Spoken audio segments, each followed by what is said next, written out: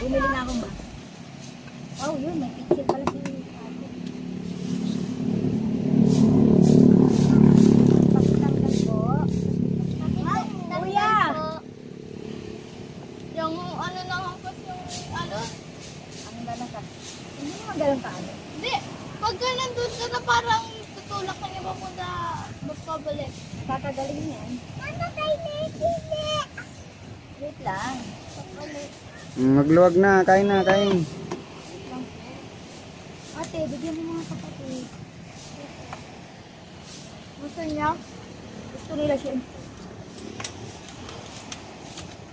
Handok. Ano? Wala. Wala, sa kaldero. Dalawa po yan. Wala po. Ay, may sabaw dyan. Meron akong binili. Hindi ako Ang sarap ng buwangan ay apak-apak yung paa mo. Napasok ako kanina doon sa ano. Ano po ito? Tanong ko Kain po. na kayo, kain na kuya.